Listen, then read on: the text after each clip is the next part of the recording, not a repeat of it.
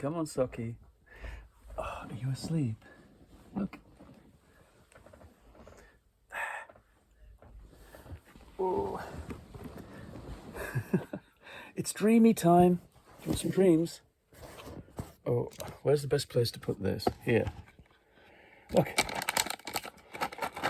Where do you want these? Oh, there you are. Oh no, they fall down the side of the chair, don't they? Look. They're on there, look. There. Hello everyone. Welcome back to my show. I've put the dreamies where Socks isn't going to get in the way of the camera today. I hope everyone's well. It's almost Halloween.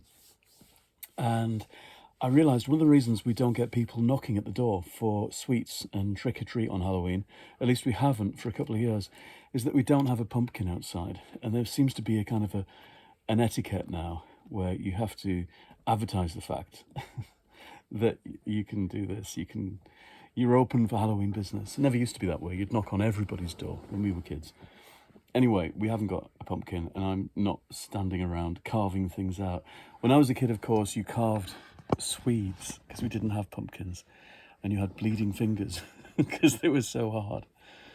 But because we've got a bright orange front door, I thought I'm going to make our front door into a pumpkin and stick on black pieces of painted paper to make eyes and a mouth. So we'll see how that goes. I'm doing that at the moment, letting painted bits of paper dry. We'll see how it goes. I got an early birthday present from my mum and her partner. And it's this wonderful notebook. You know how I keep journals constantly, and I've got shelves and shelves and boxes of journals going back to the age of, I think the earliest one is when I'm 11, and I novelise my life. The current one is this, and I'm almost embarrassed to say that this particular book, this hardback book, is nearly done. Just, I don't know, a fifth of it left. And I began this on the 9th of September. And it's, a lot's been going on, at least inside my head. And I write a lot. And so this birthday present is just gorgeous. Look, it's got, I expect that to open like the eye in Hocus Pocus. And it's got these clasps. I've been told I shouldn't have opened it so early. I got told off. But it means I can start writing in it straight away in my birthday month. Look at this. And it's got the most beautiful paper.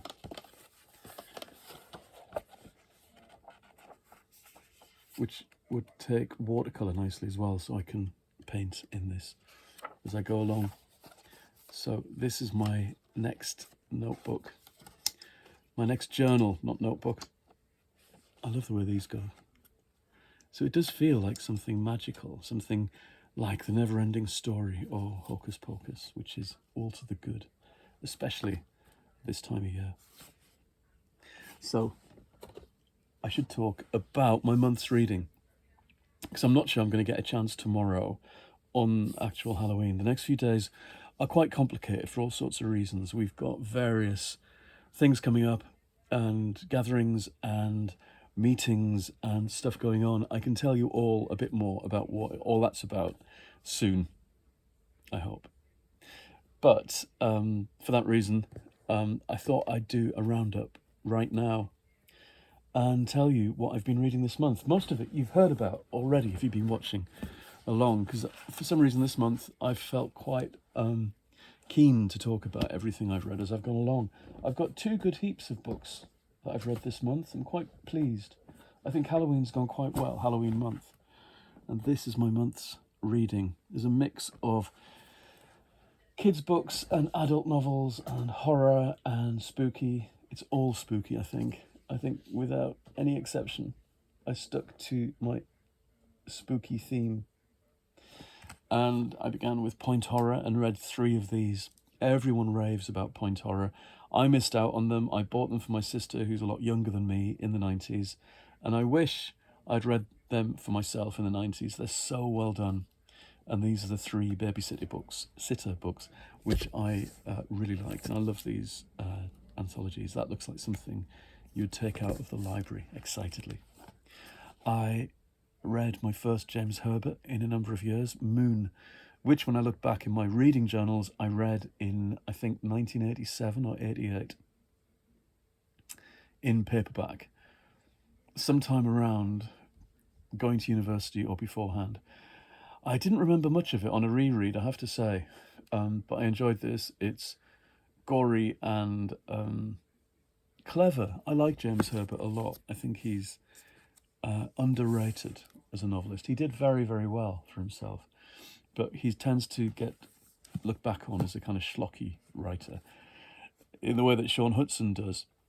I adored this. This is my first Sean Hudson Erebus. And again, I'm thinking about that car boot sale in the summer in Burnage, where the woman had the box load of Sean Hudson novels, everything he ever published, 50p each. And she said, "Oh, you'll want more than 2. And I said, "No, I'll stick at 2. I don't know if I like him." And I bought 2, and I loved this. It's schlocky, and it's like kind of X-rated Doctor Who. And I will read more. And Robert Swindle's novel set in Whitby, a middle grade book, Room 13, which is fine. It's all right. It's about Dracula coming back in the present day and a guest house in Whitby. It's all right. I realise that if I'm going to read books for younger people, they have to be good. They have to be good to be worth the time spending. I had this kind of revelation about this this month, that a lot of the middle grade and teen books that I have picked up in recent years really haven't hit the mark, and there's no reason why they should.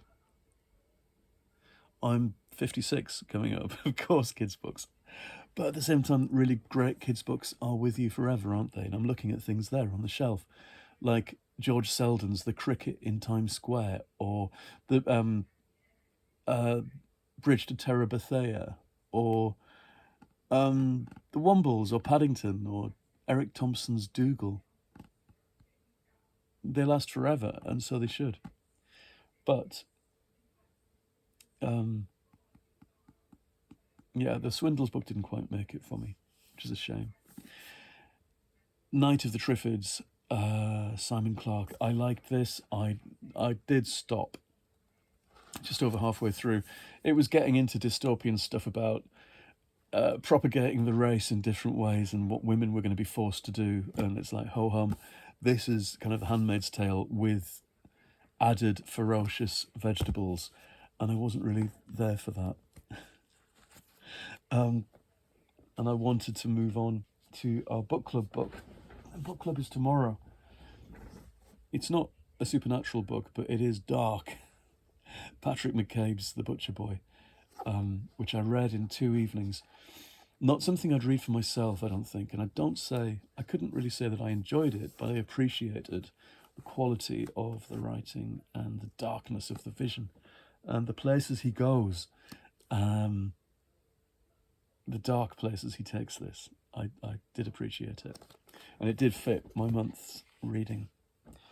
And then I read a bit less dark, but still quite dark, We Live Here Now by Sarah Pinborough, which I thoroughly enjoyed. It's a haunted house novel, a novel about gaslighting and 2 sides of a couple where they're kind of at odds, and their friends and the people around them, and what actually haunts their house. One of the books in that genre of here's a haunted house and it's all psychological. Whatever's in the house exacerbates what's inside the people.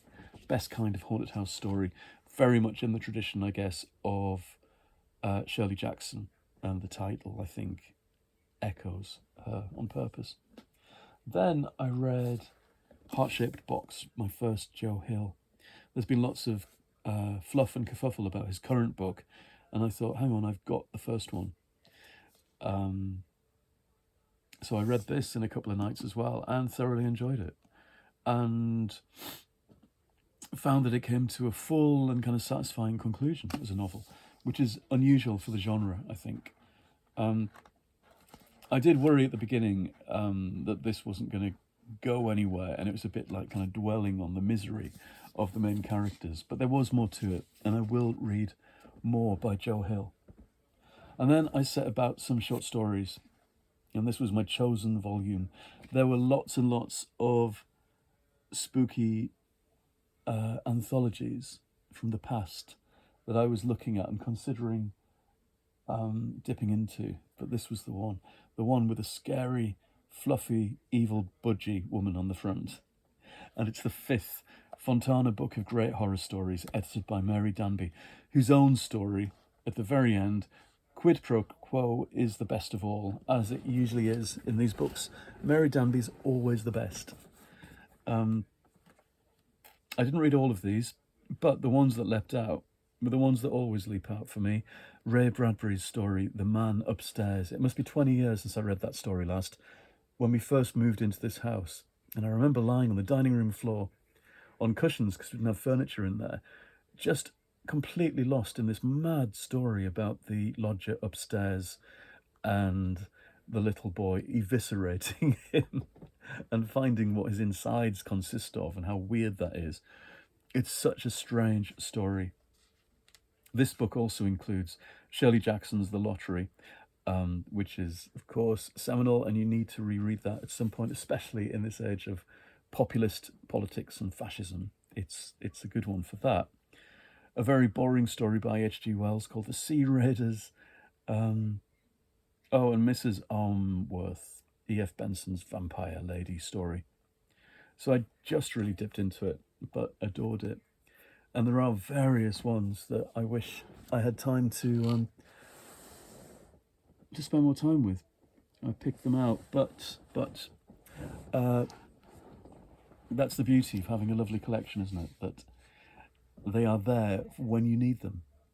It just so happened that a Mary Danby was just what I wanted this particular month, and all the others are waiting there forever. These bookmarks are in everything. These spooky bookmarks I got. Last night I read a Buffy novel. I never read the Buffy novels at the time, in the late 90s, early 2000s, and I wish I had. Looking into it, it seems they did this lovely thing of adapting and novelising certain key episodes, and between them producing original novels. The same writers were producing original novels, but they all appeared in the same series. I think Doctor Who could have learnt something from that, current Doctor Who, because we had our original novels that came out and no novelisations, and now we have these novelisations coming out. It would have been much more interesting, I think, to blend it in the way that Buffy did. This is the first original novel, second in the whole series, Halloweenreading, by Christopher Golden and Nancy Holder in 1997. In their write-up at the back, they talk about the novelty of the fact that they wrote this together on the internet, using the internet, which just seems bizarre. Of course it does, and of course it was. But now, when everything is done like that, everything is done in tandem on the internet, with people, emailing things backwards and forwards, and we have to remember, and I can remember, when that was a novelty, when I wrote Verdigris for the Doctor Who series, and there was no print off of that book. It was just emailed as a file, as a single file to the editor, and the novelty of that. Anyway, I really enjoyed this. It makes me want to read more Buffy books. There's a simplicity about it and a straightforwardness, but some lovely bits, lovely explanatory bits about the characters that I don't think even the TV gives us, about why they're like the way they are. And, Giles on hand to describe where the scarecrow myths come from in American Halloween stuff. So that was good, and it made me want to read more Buffy. There's something to be said for books that are aimed at a younger audience when they're aimed on based on TV shows, I think. And I don't mean written childishly. I hit upon this in Doctor Who stuff quite often. The patronising assumption that things written for younger people can't be read by adults with great enjoyment. Of course they can, if they're done well enough. I don't hold with the kind of Torchwood thing of making things dark and scary and nihilistic for the sake of it. The idea that that is somehow more adult, when of course it's not. It's more adolescent, really. Currently, I'm dipping into my first Charmed novel. There's a whole series of these, and I love Charmed on TV, but I didn't see all of it. Again, the books seem to follow the same pattern of adapting key episodes, novelising those, and doing original tales in between. This is by Constance M. Burge, and it's Shadow of the Sphinx, a cat-themed story, where one of the women turns into a cat and goes back to ancient Egypt. It sounds perfect. So that's me for the rest of Halloween. I've got, of course, heaps of books that I've still got ready for Halloween, and I don't know what I'm going to spend next month doing, whether I carry on with the spooky or start Christmas early, because there's so many Christmas books waiting. That's my October anyway, which I'm very pleased about. The other idea I had for November is, of course, going back to my mystery book bags and ripping open one of those and seeing what's there. That would be a good idea, because I've missed a month. My other idea for reading is reading the next book in a whole bunch of series, going to all the series that I enjoy and I still have ongoing, and reading the next one. Everything from Star Trek The Next Generation to Dune to Redwall, everything that I've got that keeps ongoing. Dark Shadows, all the tie-ins, all the long-running series, things that I've been reading for, in some cases, 30 years and have never got to the end of. That seems like quite a good idea as well. For November, which often sees me in nostalgic mood because it's my birthday month. So we'll see how Halloween goes. Anyway, I shall leave you. I've talked enough. Socks, are you going to say goodbye? Nope, he's dozing. I do hope everyone's well, and that you've had a good Halloween as well.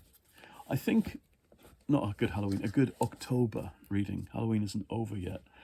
And as Giles lets us know in that Buffy novel, Halloween itself goes on till the 2nd of November.